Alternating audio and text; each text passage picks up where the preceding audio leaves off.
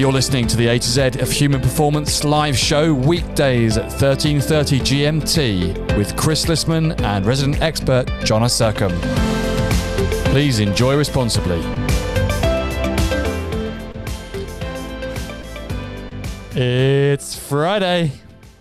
Welcome to the show. Welcome to Friday's show of the A to Z of Human Performance. I'm joined again by Jonna. Jonna, how are you doing? It's a two-man show today, Christoph. Two-man show, me and you. Me and you, brother. Really enjoying the shows this week. It's been a great week of shows. We've had powerful planning and prioritization on Monday, quality questions on Tuesday, responsibility, resilience, and the rough stuff Wednesday, slips, setbacks, and sucking it up was yesterday, and then now teamwork and togetherness to wrap up the week. Wow, what a week! It's gonna be a good show. What a week! Yeah. So teamwork, Jonna. Makes the dream work. Huh? Is teamwork always the best way to get stuff done? No. Next question. When is teamwork the best way, and when isn't it? Teamwork, Christoph. Well, I wrote a blog about this a few years ago, and the title of it was "Are we really in teams?" So my observation is that, like, the word team is a label applied to many, many situations. If we're a couple, we're a team. If we're a family, we're a team. If we're an extended family, we're a team. If it's me and you working on this, we're doing it as a team. If it's you, me, and 5 other people running a project, we're a team. The company's a team. Our department's a team. Our organization's a team. Globally, we're a team. Regionally, we're a team. You know, so there's a football team. Is a football team the same as a football squad?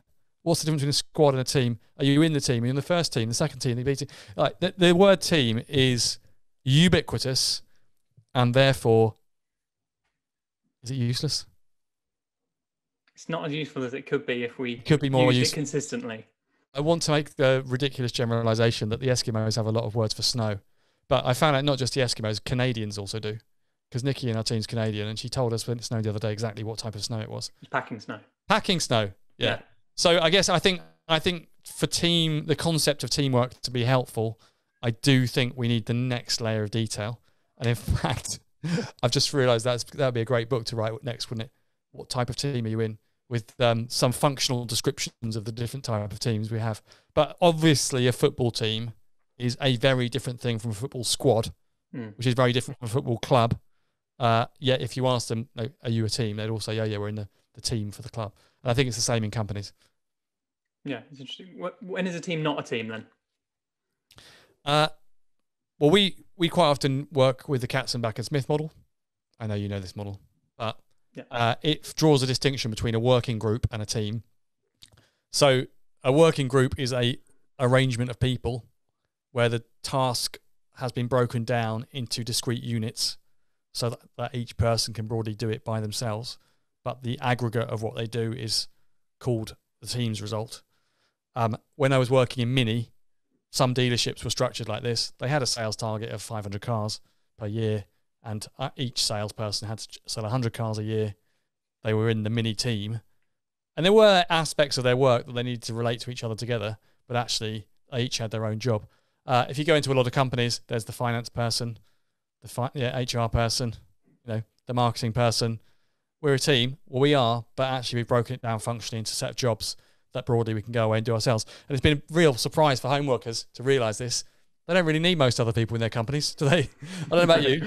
How are you getting on? You can get your job done, right? Doing most of it on my own, yeah. I mean, that is a challenge at the moment, isn't it? That we're trying to work as teams, but we aren't able to get together in the same way. Do you think we have to approach teamwork in a different way? Yeah, I really do. And I think Katzenbach showed this. They said, like, you've got that working group, it's actually quite effective.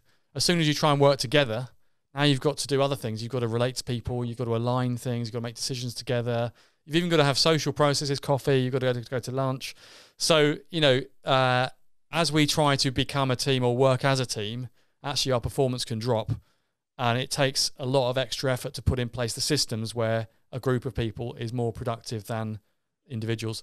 And in fact, it's similar actually with leadership. When I'm running leadership trainings, very often we try and put together a group of people and ask them not to pick a leader, but just to work as a group. They often can solve the problem. If you say to one person, you're going to lead this, the very process of trying to tell everyone else what to do or take charge interrupts the group function. And I wrote a book on Agile as well, but the Agile process basically has that as a principle, that self-organizing teams outperform leader-led teams. That's certainly my experience, and why I try not to do too much leading, even though I'm supposed to. So actually that forming of a team can damage, or not necessarily damage, but you need an investment of time. It takes more to grow that team into something that's actually forming, something that's working together and actually beneficial. Something where the output is greater collectively exactly, yeah. than the input. There are, of course, things that you can't achieve individually. So let's say that in a game of football, each person had a very specific zone and they weren't allowed to move out of that zone. Actually, that's like netball. But, that would not promote teamwork and your performance would be massively diminished. You probably can't very easily lift a 500 kilogram rock by yourself. And equally, again, back to Mini, if they're individual salespeople with no teamwork, who would cover the late shift? Who would pick up things when something went wrong? Like there is teamwork needed. And I've heard the expression, if you want to go fast, go alone. If you want to go far, go together. Is that true?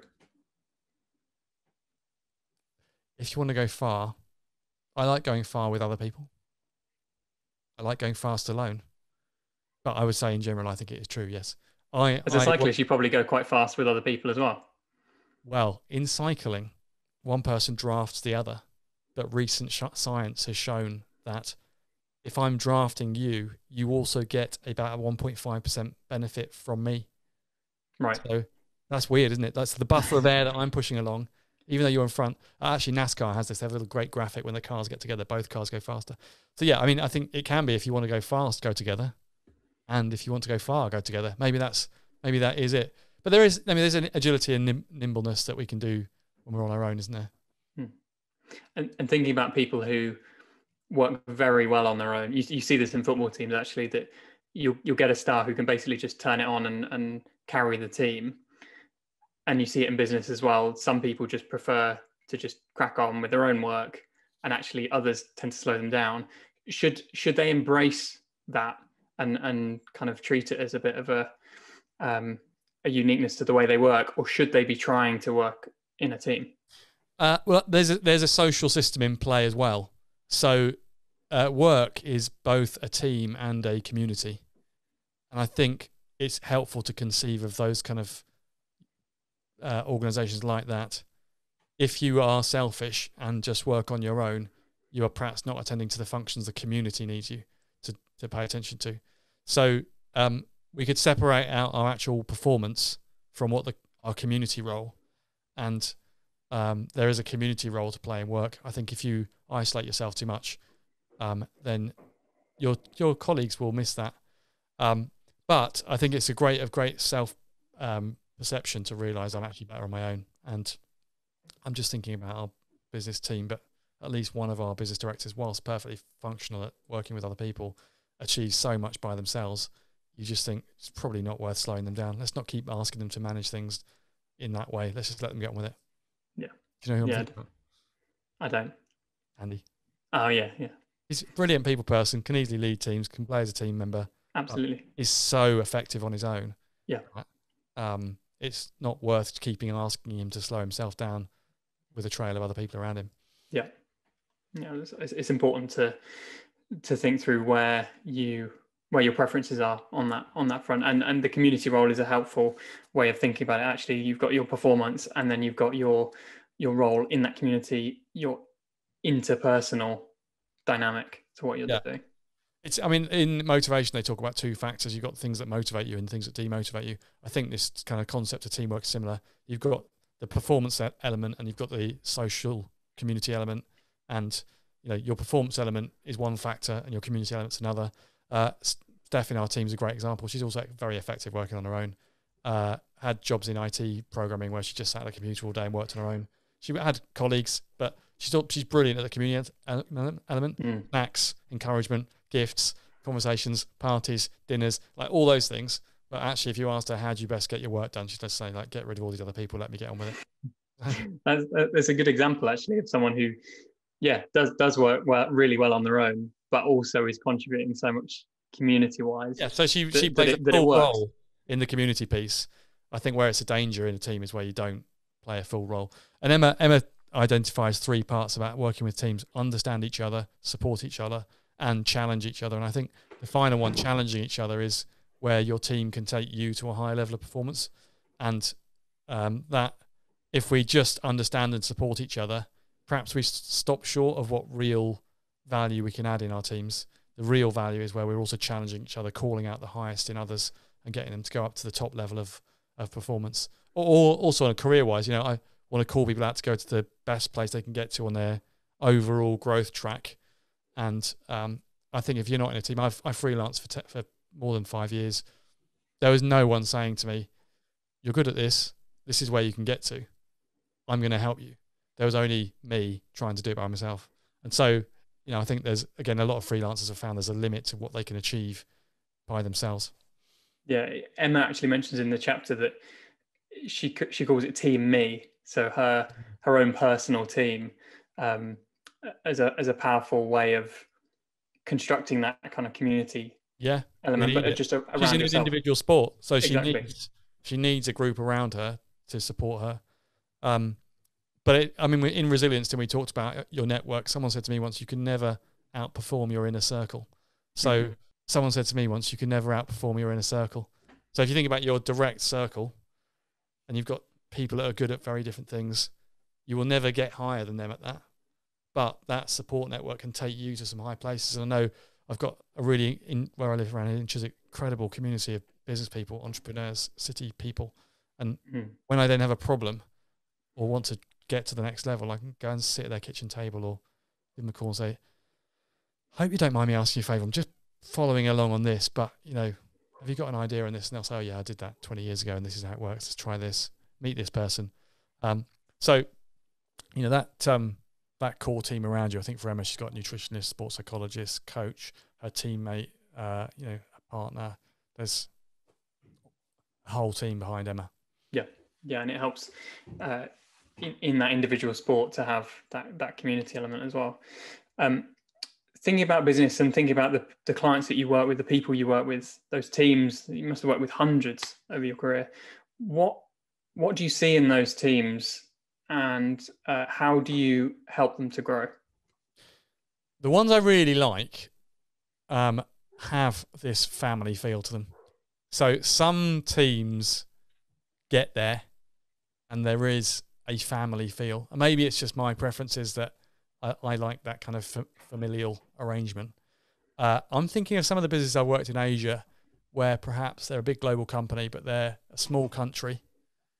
Let's say Vietnam or I'm just thinking actually like Thailand. They're a small country far away from the mothership. They've got this big global brand they work for, and somehow they've got to attract and retain and create a high-performing organisation. And they've done the things that turn it into a family-style feel, where everyone knows who everyone else is, people know their partners, their friends. So I think I think that can create a sense of belonging, which is at the core of what it means to be a human being, to belong to a tribe of some kind, a community. Isolated from our tribe or community, we're not at our best. So I think the very highest performing people are able to make that. Savills is another good example, actually. Big global PLC. It's got a family feel to it. People know each other, and it's not necessarily all backstabby and difficult. It's like, there's a lot of long service there. People have been around a long time. They're known in the industry. So some really high-performing companies can make this. As you know, I have a passion for turning them into high-performance organisations, and that, I think, that adds a layer of complexity, because that's when competitive drive and kind of pressure and other things come in, and then sometimes people don't make it and people have to ask to move on, or people are struggling for a period or whatever. So there's the tension. So you've got to have this place of belonging as a business team, and I'm sure as a sports team as well. You can't just have people stick around because they're nice. So they've got to reach the level as well, and that's the horrible conundrum we face in organisations of trying to drive teams to the highest level of performance, which is to do enough of the performance stuff and enough of the belonging. Yeah, so we're trying to drive them to high performance. What we sometimes find is that underneath there's kind of this bickering and just accusations at other people they're not thinking about themselves and what they're bringing to the team. Yeah, they're thinking a lot of finger pointing. A lot of finger pointing. Yeah, John doesn't bring this, or Mary isn't worth what we're paying her. But that's coming out underneath, and it's not. We sometimes try and bring that out, don't we? Yeah, I think sometimes you need to call that out. But a great example, we've got a little activity that we ran at one organisation where through the coaching process, we'd heard all this complaining from them, and we wrote it all down on cards, and we went back to them and said, we've spent 50 hours coaching with you guys. This is what you say about your company. This is what you say about each other. We didn't name names, but we wrote it all down. We just used X and Y, X is getting not paid enough. X is getting paid too much. Y doesn't know what they're doing. Where's the purpose? Our board doesn't know where they're going. Like we said, okay, all this is all just noise, and it doesn't help you. And yet you're spending hours of time and money talking about this. Now translate that into a committed statement. And if it's X isn't very good, then my commitment is I'm going to help X get better, or I'm going to fire them. But I'm not going to go around going that they're not very good. I'm going to do something. Okay, if Y gets paid too much money, then I'm going to have a discussion with them about their remuneration. Or I might just have to admit that's a mistake someone else has made. It's not my thing. Who cares how much they get paid? Let me focus on my job. So we did this translation exercise. And I think they found it quite enlightening. It was very risky. It felt very risky to us, but yeah, I think it's good to think about the background conversation that's going on and whether it's actually supporting or not. But you should, as a leader, you should know your own bad press, so shouldn't you? Maybe you can tell me what they say about me, Chris. We can write it on cards. I can say what they tell their back. I can say what they say about you behind your back. You tell me what they say about me behind my back, and then we'll both feel better. It's reminding me of the US Office, the Michael Scott character. What they're writing about him on the bathroom walls. Yeah, I know some organisations where there's backdoor Slack channels where people are slating the management or other team members. I mean, you can if you. There's another activity that we sometimes do, which is what would we do to destroy this team? So if you were to try and destroy IW. Or break apart me, Steve, and Emma as the authors of a book, what are some of the things that you would do? And that's actually what psychological warfare is like working out how to break a team apart. Destroy trust, backstabbing. Probably, be making some stuff up that you've said. Yeah. About Steve. Lying. Telling them, proliferating bad stories. Yeah. If someone tells you something in confidence that they shouldn't really be telling you, like listening to it all. And I had a boss once who was really into that, and he wouldn't even listen to anything bad about anyone else. And if I tried to complain or say something, he'd say, I'm not listening to this. This is uncommitted. You telling me this thing is going to affect my relationship with that person. Now you've said that to me. I'm going to tell them that you said that to me, because I don't want to have a relationship that's based on speaking badly about people. Yeah. Oh gosh, do we really have to do this, Jim? Are you really going to tell them I just said that to you? He said, yeah, I'm going to tell them. Don't come to me and complain about other people. Go to them. Okay. Good team. One of the best teams you've ever been in, right? Yeah. Yeah. And thinking about the Michael Scott reference in The Office, he is someone who keeps saying that his office is a family, but it's not. They don't know anything of the things a family does. He's just trying to project on that's what he knows it should be, but he's just saying it. And that kind of ties into the cultural element of team building, and whether we just say our team is something or whether we actually make that happen. Yeah. I'm interested what you think, how many teams, what percentage of teams would say they are a team? Yeah. And then what percentage would say they're a high performing team? Most leaders would make the mistake of saying, this is we've got a really high performing team here. They think it's being motivating, but actually it would be better to say 100% accurately, this is where my team are at. And how many would say they benefit from working with the other people they are in a team with? Yeah, maybe most wouldn't. So that is, I think it's helpful for people to be really honest and say, if we were all high performing teams, then that's not high performing compared to anyone else. It's just an expression that we use. So let's think out what this team has to do to get to really high level performance. Let's define what this team's potential is, and let's work out exactly where we are and what the gap is and where we could get to. Working with a really interesting global consultancy on this at the moment, and the first year we worked with them, their business was losing money, and after 1 year they've got a new leader on board who really knows how to build a team, on 1 year they've turned it around. So they're now not making a loss, and they've got rid of some people, and it's getting better. But they're very ambitious. But she's going to turn it into a high performing team, and they're on the way. But everyone recognises every single person in that group. We've been completely clear about this is not a high performing team. You made a big loss last year, and you're only going to break even this year. It doesn't count. You're not in the high performing team benchmark. In consulting where they're in, you've got to be making 25% margin. So to be high performing, some business 40% margin. So if you're going to be really high performing, this is where you've got to get to. And I think that's a good way to set things up, Chris. That is a good way to set things up. I'm hoping you can help me with some coaching, Jonna, because I manage a team of 5 people remotely currently, which has its challenges. What would you ask me to build my teamwork and help my team? Well, I'm a team building expert. I need to do a bit of diagnostic. Okay. Yes, it depends, doesn't it? Are you looking for simple advice that anybody could do? Or are you looking I think that might help our listeners. What kind of questions would you simple advice anyone can do. Ask them how you can improve. Ask them how I can improve. Yeah. How can I improve, boss? How can I improve? How can this team improve? What do you think we can do better here? I think that's that Zenger and Folkman have shown that question from leaders makes their teams respect them more and more. How can I improve? How can we improve? Think that would work? I think that would be helpful. Yeah. Got another one. It's not something I ask enough. What's your other one? My other one is, and this sounds horrible, I think you need to occasionally push them to challenge them. If you have a team leader who is occasionally quite challenging, then it motivates you to always be doing your best, bringing your best work. If you have a team leader that is broadly nice, over a period of time, your relationships mean that they don't challenge you to a high level of performance.